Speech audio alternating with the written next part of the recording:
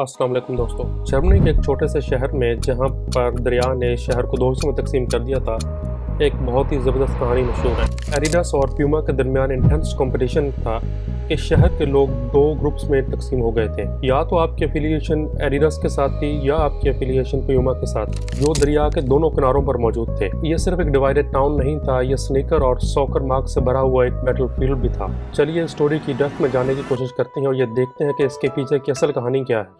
ये कहानी 1920 में शुरू हुई जब डैसलर फैमिली के घर से एक इनोवेशन ने जन्म लिया। अडोल्फ एडी डैसलर और उनके भाई रुडोल्फ रूडी डैसलर ने शू बनाने का काम शुरू किया।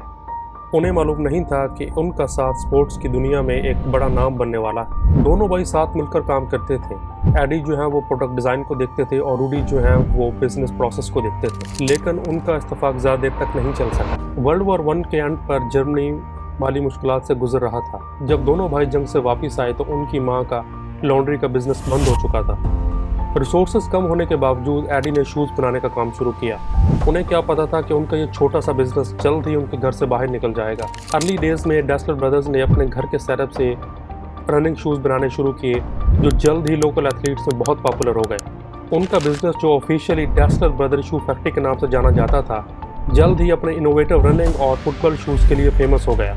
लेकिन एडी ने जब केथी से शादी की, जो कि बहुत ही बाहिम्मत खातून थी, तो दोनों भाइयों के दरमियान इख्तलाफ शुरू हो गया, जिसने फैक्ट्री में चल रही दोनों भाइयों के दरमियान अंडरस्टैंडिंग को भी बहुत मुतासर किया। रुडोल्फ को केथी की बिजनेस मामलात में दखलंदाजी बिल्कुल पसंद नहीं थी, जो कि उनके कारोबार को बहुत ज़्यादा मुतासर कर रही थी। ये पर्सनल कॉन्फ्लिक्ट, ये बिजनेस कॉन्फ्लिक्ट और जेलसी 1936 के ओलंपिक गेम्स तक चलती रही। नाज़ी जर्मनी के दौरान ये ओलंपिक्स एक बहुत अहम इवेंट थे, लेकिन ये बहुत ज़्यादा मुतनाज़ा बन गए थे।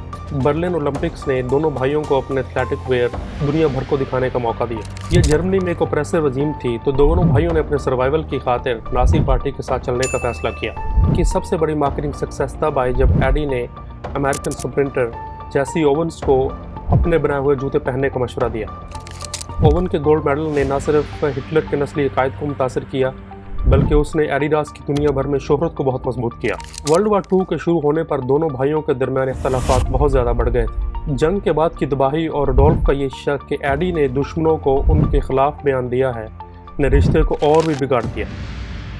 इल्ज़ाम तराशी शुरू हो गई, भरोसा ख़त्म हो गया और जो रिश्ता एक बहुत बड़ी बिजनेस एम्पायर की बुनियाद बनने जा रहा था, वो टूट गया। 1948 तक इख्तलाफात इतने बढ़ गए थे कि उनका हल निकालना मुश्किल हो गया था। एडी ने एडिडास की बुनियाद रखी और रुडोल्फ ने प्यूमा की बुनियाद रखी, और दोनों ने दरिया के मुखालिफ किनारों पर अपना सेटअप किया। कंपनी के मुलाजमीन को अपनी पसंद की कंपनी चुनने का मौका दिया गया और इस तरह शहर के लोगों को अपनी पसंद का इजहार करने का मौका मिला, और ये तकसीम जो थी वो शहर के कल्चर का एक हिस्सा बन गई। 1948 में जब एडी और रुडोल्फ ने अपने अपने बिजनेस सेटअप किए, अपने अपने ब्रांड शुरू किए, तो शहर में एक नया मुकाबला शुरू हो गया। इन दोनों ब्रांड्स ने न सिर्फ उस शहर में बल्कि पूरी दुनिया में स्पोर्ट्स वेयर की एक नई जंग शुरू की। जल्द ही एडी डैसलर ने अपनी मार्केटिंग स्किल से पूरी दुनिया को मुतासर किया। 1954 में जब जर्मनी ने अपना सॉकर वर्ल्ड कप जीता, तो उस टीम ने एडिडास के बनाए हुए जूते पहने हुए थे। जीत एडिडास के लिए एक बहुत बड़ी कामयाबी थी और इस जीत ने ब्रांड को पूरी दुनिया में पहचान दी।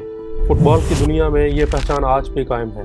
दूसरी तरफ प्यूमा भी पीछे नहीं रहा। रुडोल्फ अपनी कंपनी को एक नए रास्ते पर ले गए। प्यूमा ने अपने नए डिज़ाइन और तेज़ मार्केटिंग डिप्लोमेसी से मार्केट में अपनी पहचान बनाई।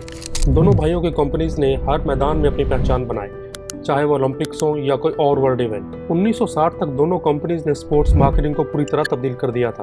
जहां पर पहले सिर्फ एथलीट्स को अब मुफ्त इक्विपमेंट मिलता था, अब दोनों कंपनीज इन एथलीट्स को पैसे देकर अपनी तरफ खींचते थे। पैसे की इस लेन देन ने स्पोर्ट्स की दुनिया में एक नई मार्केटिंग स्ट्रैटेजी शुरू कर दी थी। इस तरह की स्पॉन्सरशिप्स और डील्स आज इंडस्ट्री का एक नॉर्म बन गई है। जर्मनी के उस छोटे से शहर में आज भी एडिडास और प्यूमा के ऑफिसेज मौजूद हैं। दोनों कंपनीज अपने इम्पैक्ट को दुनिया भर में मेंटेन रखे हुए। रूडी और एडी के बिजनेस और उनकी पर्सनालिटीज़ ने न सिर्फ अपनी ज़िंदगियों को मुतासर किया, बल्कि स्पोर्ट्स को बनाने वाली इंडस्ट्री को भी बदल दिया। एडिडास और प्यूमा जो अब एक बहुत बड़े ब्रांड बन चुके हैं, उनके टोटल रेवेन्यू का सिर्फ 5% जर्मनी से आता है। एडिडास और प्यूमा ने अपने ब्रांड को स्ट्रॉन्ग करने के लिए पूरी दुनिया में स्पोर्ट्स पर्सनालिटीज़ के साथ पार्टनरशिप्स किए हैं। एडिडास ने लियोनेल मेसी और डेविड बेकहम जैसी पर्सनालिटीज़ के साथ काम किया है, जबकि प्यूमा ने यूसेन बोल्ट जैसे एथलीट को स्पॉन्सर किया है। यह पार्टनरशिप्स ना सिर्फ इनके ब्रांड इमेज को बेहतर बनाती हैं, बल्कि कंपैरेटिव मार्केट में इन्हें अलग पहचान भी देती हैं। टेक्नोलॉजी में एडवांसमेंट के साथ साथ प्यूमा और एडिडास ने बहुत इनोवेटिव प्रोडक्ट बनाए हैं, जिसकी वजह से ये आज मार्केट लीडर है। एडिडास के बूस्ट रनिंग शूज़ और प्यूमा के स्मार्ट फिट टेक्नोलॉजी ने कंज्यूमर एथलीट्स के दरमियान ज़्यादा मकबूलियत हासिल की है।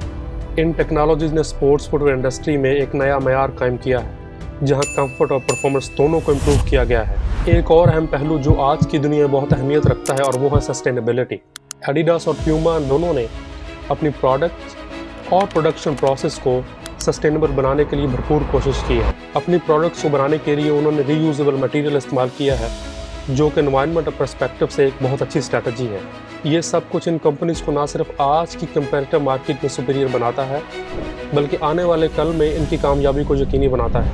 एडिडास और प्यूमा की राइवलरी से हम कुछ बिजनेस लेसन सीख सकते हैं। कंपटीशन को हमेशा एक मोटिवेटर के तौर पर इस्तेमाल करें।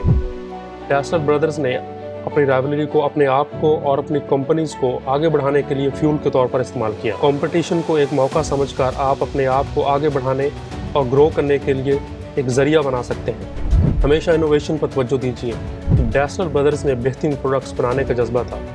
उन्होंने हमेशा नए मटेरियल्स, नई टेक्नोलॉजीज़ और डिज़ाइन की तलाश की, ताकि उन्हें मुख्तलिफ कंपैरेटर से आगे निकल जाने में मदद मिले।